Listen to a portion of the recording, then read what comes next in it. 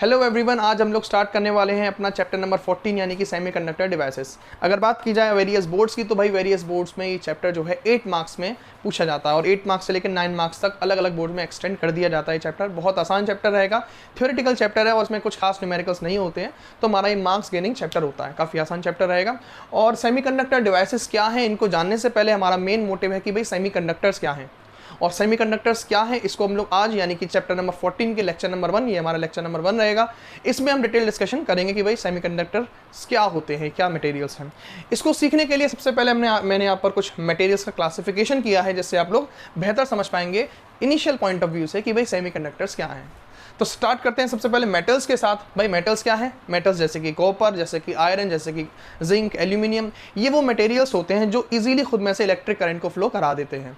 Simple, ये जो है जब इनमें से इलेक्ट्रिक करंट फ्लो होता है तो ये इलेक्ट्रिक करंट के रास्ते में बहुत कम ऑब्स्ट्रक्शन यानी कि हर्डल यानी कि इलेक्ट्रिकल रेजिस्टेंस ऑफर करते हैं, बहुत कम रेजिस्टेंस ऑफर करते हैं। या ये भी कह सकते हैं कि इनकी जो इलेक्ट्रिकल कंडक्टिविटी है यानी कि करंट को फ्लो कराने की एबिलिटी, वो क्या होती है? बहुत ज़्यादा। और अगर हम ध्यान से देखें यहाँ पर, तो मैंने यहाँ पर कुछ एक सिंपल फैक्ट्स के तौर पे और डाटा के तौर पे मैंने यहाँ पर ये दोनों नंबर्स बनाए हैं आप लोग के लिए। एज सच आपको इनको याद करने की ज़रूरत नहीं है, सिंपली मैंने एक डाटा आपको शो किया है कि जो मेटल्स होते हैं इनकी रेजिस्टिविटी, जिसका सिंबल रो होता है, ये किस रेंज में लाई करती है? 10⁻⁻² से लेकर के 10⁻⁸ ओम मीटर में। ओके, और जो इनकी कंडक्टिविटी होती है यानी कि इसका सिंबल होता है सिग्मा, ये लाई करती है 10⁻² से लेकर के 10⁻8 ओम इनवर्स मीटर इनवर्स में। No issue. अब बात करते हैं इनमें जो है इसके बाद इंसुलेटर्स की। तो इंसुलेटर्स यानी कि आपका प्लास्टिक है यानी कि वुड है, ये वो मटेरियल्स होते हैं जो खुद में से इलेक्ट्रिक करंट को फ्लो नहीं कराते, यानी कि ये बहुत ज़्यादा ऑब्स्ट्रक्शन यानी कि रेजिस्टेंस ऑफर करते हैं इलेक्ट्रिक करंट के रास्ते में। हम ये भी कह सकते हैं कि इनकी जो कंडक्टिविटी है वो बहुत बहुत ना के बराबर होती है, बिल्कुल बहुत ही लो होती है और खुद में से इलेक्ट्रिक करंट को फ्लो नहीं करा पाते। और अगर हम डाटा के तौर पे बात करें तो हम देख सकते हैं कि इनकी रेजिस्टिविटी लाई करती है बहुत ज़्यादा अमाउंट में, आप देख सकते हैं यह 10⁸ ओम मीटर।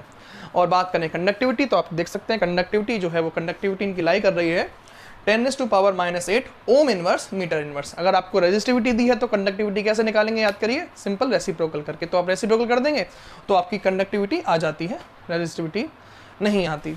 ओके, तो ये दोनों जो हमने पॉइंट्स बताए अभी आप लोगों को, इससे ये चीज़ क्लियर हो पा रही है क्या कि जो मेटल्स हैं इनकी कंडक्टिविटी बहुत हाई है और या फिर कह सकते हैं इनकी रेजिस्टिविटी बहुत लो है।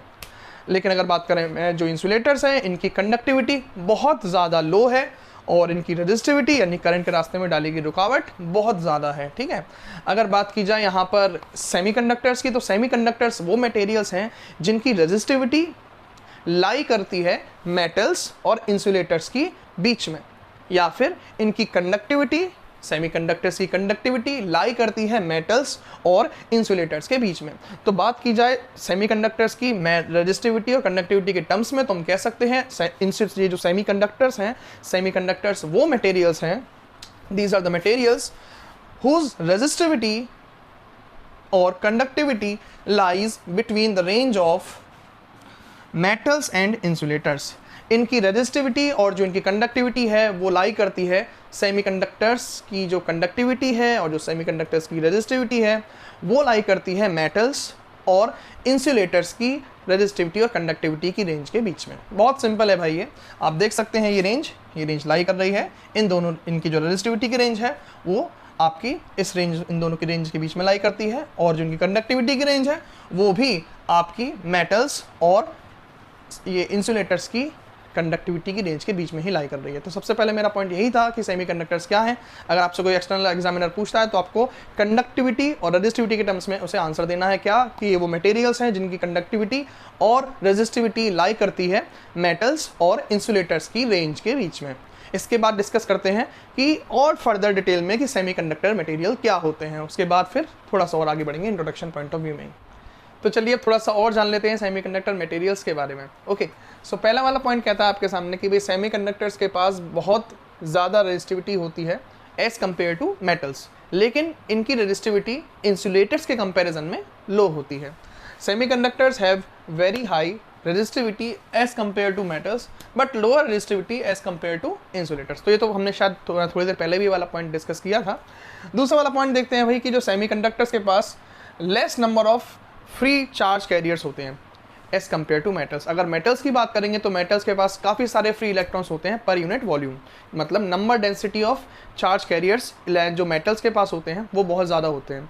लेकिन बात की जाए यहाँ पर यहाँ पर जो सेमीकंडक्टर्स हैं, तो सेमीकंडक्टर्स के केस में जो चार्ज कैरियर्स का नंबर है पर यूनिट वॉल्यूम, जिसे बोलते हैं नंबर डेंसिटी, वो बहुत ज़्यादा लो होती है एज़ कम्पेयर टू मेटल्स। लेकिन बात की जाए इंसुलेटर्स के कंपैरिजन में, तो जो इंसुलेटर्स के कंपैरिजन में सेमीकंडक्टर्स के पास number density of charge carriers ज़्यादा होता है। तो वही बात है जो हमने पहले डिस्कस किया था, उसको पॉइंट बाय पॉइंट लिखते चले जा रहे हैं। भाई हो सकता है पहले 2 पॉइंट भूल जाएं, कोई इशू नहीं है, याद रखिएगा। तीसरा वाला पॉइंट बोर्ड का बहुत ज़्यादा फेवरेट पॉइंट है, तो आप तीसरे वाले पॉइंट को ज़रूर से याद रखिएगा। बात की जाए नोट्स की, तो भाई जो आपके पीछे लिखा हुआ है आप इसी को नोट डाउन करते जाएं अपनी कॉपी में, लेक्चर बाय लेक्चर आपका काम हो जाएगा, नोट्स की ज़रूरत नहीं पड़ेगी। जस्ट वे जो है वीडियो पॉज करके आपको नोट डाउन करना है इसको, ठीक है। तो स्टार्ट करते हैं भाई तीसरे वाले पॉइंट को, कि जो सेमीकंडक्टर्स होते हैं उनके पास नेगेटिव एंड हाई, भाई सब नोट कर लेना, मैं पहले बता दूं बोर्ड में आया हुआ क्वेश्चन है, ठीक है। सो अभी तक जो मेरा इंट्रोडक्शन वाला जो लेक्चर चल रहा है उसमें सबसे ज़्यादा इंपॉर्टेंट पॉइंट यही है। तो मैं कह सकता हूँ कि जो हमारा लेक्चर नंबर 1 रहेगा ये, इसका जो मेन पॉइंट है वही तीसरा वाला। अगर आपको तीसरा वाला पॉइंट आता है तो आप हो सकता है पेपर में मार्क्स स्कोर कर लें। अगर आपको तीसरा वाला पॉइंट नहीं आता तो भाई पूरा लेक्चर देख लेना, उसका कोई मतलब नहीं है। आपके मार्क्स जो ये वाला जो पॉइंट है, हो सकता है आपके मार्क्स खो जाएं उस पॉइंट ऑफ व्यू के चक्कर में कि भाई आप पूरा लेक्चर को एक एक पॉइंट समझते जाएं, उससे कुछ नहीं होने वाला। मैं सच बताऊं एग्जैक्टली, तो भाई तीसरा वाला पॉइंट ही इंपॉर्टेंट है, ठीक है। मैं स्ट्रेट फॉरवर्ड बात भी कर रहा हूँ आप लोगों के सामने कि आपको मतलब कि भाई एक एक चीज़ इंपॉर्टेंट है, एक चीज़ इंपॉर्टेंट है, ऐसा कुछ भी नहीं है इस लेक्चर में। सिर्फ ये तीसरा वाला पॉइंट सबसे ज़्यादा इंपॉर्टेंट है, ठीक है। सो देखो, semiconductors have negative and high temperature coefficient of resistance, यानी कि अल्फा। अब इसका मतलब क्या है? इसका मतलब भाई यहाँ पर ये है कि अगर आप सेमीकंडक्टर मटेरियल को लें, सपोज करो आपके पास ये सेमीकंडक्टर मटेरियल है, ठीक है, और आप इसे हीट करते जाओ, आप इसे गर्म करते जाओ, तो आपको ये देखने को मिलेगा जैसे जैसे आप इसे गर्म करेंगे वैसे वैसे इसका रेजिस्टेंस जो है डिक्रीज होता जाएगा। और ऐसा नहीं कि स्लोली स्लोली डिक्रीज हो रहा है, नो, बहुत तेज़ी से इसका रेजिस्टेंस डिक्रीज होता है। मैं फिर से रिपीट कर दूं, मैं क्या कह रहा हूँ। अगर आप एक सेमीकंडक्टर मटेरियल को लेते हैं, मान लो उसका रेजिस्टेंस था 100 ओम, ओके, रूम टेम्परेचर पे उसका रेजिस्टेंस कितना था, मान लो 100 ओम मान लीजिए। लेकिन जैसे जैसे आप इसे हीट करेंगे, आप इसका टेम्परेचर राइज करेंगे, वैसे वैसे इसका जो रेजिस्टेंस है वो रेजिस्टेंस डिक्रीज़ होता चला जाएगा। वो रेजिस्टेंस जैसे जैसे टेम्परेचर बढ़ेगा वो रेजिस्टेंस डिक्रीज़ होगा, और वो रेजिस्टेंस 100 से गिरकर 90, 80, 70 इस तरीके से वो डिक्रीज़ होता जाएगा। एक चीज़ और कहना चाहूँगा, और रेजिस्टेंस स्लोली स्लोली डिक्रीज़ नहीं होता है, ये रेजिस्टेंस बहुत तेज़ी से डिक्रीज़ होता है। तो यहाँ पर अल्फ़ा जो यहाँ पर लिखा हुआ है हाई, हाई का मीनिंग यहाँ पर ये है, लार्ज वैल्यू का मतलब यहाँ पर ये है कि बहुत रेजिस्टेंस बहुत तेज़ी से गिरेगा। और नेगेटिव का मतलब क्या है कि टेम्परेचर के बढ़ने से रेजिस्टेंस बढ़ नहीं रहा, टेम्परेचर बढ़ने से रेजिस्टेंस डिक्रीज हो रहा है। अगर बेटा अल्फा नेगेटिव है, इसका मीनिंग ये होता है, क्योंकि मुझे मालूम है चैप्टर नंबर 3 में मैंने समझाया था और यहाँ पे दोबारा आया तो मैं थोड़ा सा रिकैप कर रहा हूँ बस। अगर अल्फा नेगेटिव है तो इसका मीनिंग है कि टेम्परेचर बढ़ने से आपका रेजिस्टेंस डिक्रीज हो रहा है, डिक्रीज तो नेगेटिव, ठीक है। और अगर टेम्परेचर बढ़ने से रेजिस्टेंस बढ़ता तो अल्फा कैसा माना जाता, पॉजिटिव। तो फिलहाल हमारे वाले केस में आप ग्राफ भी चेक कर सकते हैं, जैसे जैसे टेम्परेचर बढ़ेगा वैसे वैसे रेजिस्टेंस घटता जा रहा है। आप चेक कर सकते हैं इस ग्राफ को, ग्राफ पेपर बनवाने को आया है, ये सेमीकंडक्टर्स के लिए है। जैसे जैसे टेम्परेचर बढ़ रहा है आप देख सकते हैं temperature increasing, resistance more decreasing, temperature increasing, resistance decreasing, temperature increasing, resistance decreasing. तो अल्फा कैसा है, नेगेटिव, यानी कि टेम्परेचर बढ़ने से रेजिस्टेंस घटेगा। और सर हाई का मीनिंग क्या है, अल्फा की वैल्यू लार्ज है, इसका मीनिंग क्या है कि टेम्परेचर बढ़ने से रेजिस्टेंस तेजी से डिक्रीज होगा। अगर अल्फा लो होता तो इसका मीनिंग है कि टेम्परेचर बढ़ने से रेजिस्टेंस धीरे धीरे डिक्रीज होता। यहाँ पर हमारे वाले केस में अल्फा हाई है, इसका मीनिंग टेम्परेचर बढ़ने से रेजिस्टेंस तेजी से डिक्रीज होगा। तो भाई तेरे को कोई इशू नहीं है, अगर तेरे को पहला दूसरा पॉइंट नहीं आता, याद नहीं रहता, कोई प्रॉब्लम नहीं है भाई, तू लिख ले, कोई इशू नहीं है उसमें।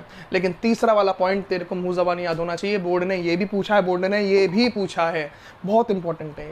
लेकिन बात की जाए मेटल्स की, तो मेटल्स के केस में पता है अल्फा कैसा होता है, मेटल्स के केस में अल्फा होता है हाई एंड पॉजिटिव। अपनी कॉपी के ऊपर जो खाली स्पेस होता है ना उस पर लिख ले अभी क्या, कि मेटल्स के केस में जो अल्फा होता है, अल्फा यानी कि टेम्परेचर कोफिशिएंट ऑफ रेजिस्टेंस या फिर रेजिस्टिविटी भी बोल देते हैं उसे, वो अल्फा जो है वो मेटल्स के केस में कैसा होता है बेटा, हाई एंड पॉजिटिव। मेटल्स के केस में क्या होता है, हाई एंड पॉजिटिव। अब तुम अंदाजा लगा ले, अगर मेटल्स के केस में हाई एंड पॉजिटिव है तो उसका मीनिंग क्या रहा होगा, हाई का मतलब बहुत तेजी से और पॉजिटिव का मतलब बढ़ेगा। तो टेम्परेचर बढ़ने से मेटल्स का रेजिस्टेंस बहुत तेज़ी से बढ़ता है, लेकिन सेमीकंडक्टर्स का रेजिस्टेंस बहुत तेज़ी से घटता है। ओके, सो ये था आपके बारे में सेमीकंडक्टर से रिलेटेड इन्फॉर्मेशन। और यहाँ पर मैंने लिख दिया है कुछ सेमीकंडक्टर्स के टाइप, जिससे आपका पाला पढ़ने वाला है इस चैप्टर, पूरे चैप्टर के दौरान। तो बेटा वो है ये सिलिकॉन और germanium. Silicon, germanium, carbon family अगर आपने केमिस्ट्री में पीरियोडिक टेबल में चेक किया हो तो कार्बन ग्रुप 14 जो होता है, ग्रुप 14 यानी कि कार्बन फैमिली के जस्ट नीचे आता है सिलिकॉन, और सिलिकॉन के जस्ट नीचे आता है जर्मेनियम। तो कार्बन के नीचे सिलिकॉन, सिलिकॉन के नीचे जर्मेनियम। तो सिलिकॉन, जर्मेनियम ये दोनों ग्रुप 14 के मेंबर्स हैं, और यही दोनों कहलाते हैं सेमीकंडक्टर डिवाइसेस, और आई मीन सेमीकंडक्टर मटेरियल्स, जो कि एलिमेंट फॉर्म में मिलते हैं, प्योर फॉर्म में, एटम की फॉर्म में एग्जिस्ट करते हैं। इसी तरीके से कुछ और भी हैं इनऑर्गेनिक फॉर्म में जो एग्जिस्ट करते हैं, जो कि गैलियम आर्सेनाइड है और इंडियम फॉस्फाइड। ये दोनों मटेरियल्स हैं जो कि इनऑर्गेनिक फॉर्म में एग्जिस्ट करते हैं, और ऑर्गेनिक फॉर्म में एग्जिस्ट करते हैं आपके पॉली एनिलीन, पॉलीथायोफिन, ये आपके ऑर्गेनिक फॉर्म में एग्जिस्ट करते हैं। क्या सर मुझे इन्हें रटना है? भाई बिल्कुल नहीं रटना, मैं तुझे बताता जाऊंगा क्या करना है, क्या याद करना है, क्या याद नहीं करना। कुछ नहीं तैयार करना, नथिंग। ना ये पूछा जाएगा ना ये पूछा जाएगा, सिर्फ पूछा जाएगा तो तीसरा वाला पॉइंट ही है, बहुत बार आया है और पूछा जाता है, ठीक है।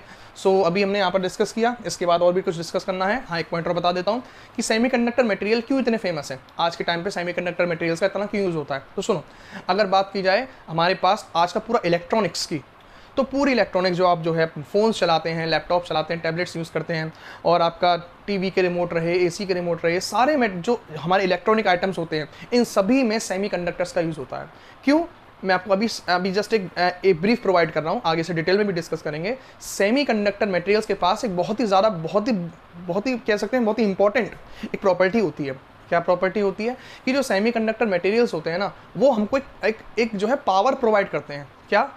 कि हम अपने हिसाब से इलेक्ट्रॉन के फ्लो को हम अपने हिसाब से कंट्रोल कर सकते हैं। सेमीकंडक्टर मटेरियल्स हमको एक पावर, एक एक्सेस प्रोवाइड करते हैं। क्या पावर प्रोवाइड करते हैं? कि हम अपनी सहूलियत के हिसाब से, अपने ही हिसाब से उस सर्किट के अंदर इलेक्ट्रॉन के फ्लो को या इलेक्ट्रॉन के मोशन को अपने हिसाब से कंट्रोल कर सकते हैं। ना हमको ये अथॉरिटी मिलती मेटल्स में, इंसुलेटर्स तो खैर करंट को फ्लो कराते हैं नहीं, मेटल्स में हमको ये अथॉरिटी नहीं मिलती।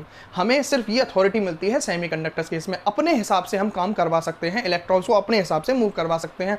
चाहे तो कहीं इलेक्ट्रॉन्स को जो है करंट को कम फ्लो कराएं, हमारी मर्जी, चाहे तो हम करंट को कहीं ज़्यादा फ्लो कराएं, तो हमें कंट्रोल्ड फ्लो ऑफ इलेक्ट्रॉन्स मिलता है सेमीकंडक्टर्स में। अगर आपसे कोई टीचर, एक्सटर्नल एग्जामिनर पूछता है कि बेटा क्या है सेमीकंडक्टर, तो वो थोड़ा बहुत बताइए, तो आप इनको पॉइंट्स को बता सकते हैं उसको, और इसके अलावा इस वाले पॉइंट को भी आप ऐड कर सकते हैं वहाँ पे। क्या कि जो सेमीकंडक्टर्स होते हैं ना, वो हमको प्रोवाइड करते हैं controlled flow of electrons. Okay, so आज के हमारे इंट्रोडक्शन पॉइंट ऑफ व्यू में जो हमारा इंट्रोडक्शन का लेक्चर नंबर 1 था, आज हम इसमें इतने डिस्कस करते हैं। और अगला वाला जो मेरा लेक्चर नंबर 2 रहेगा, वो बहुत ज़्यादा इंपॉर्टेंट है पेपर में 3 मार्क्स के लिए, और वो आता है energy band gap theory. Okay, so thank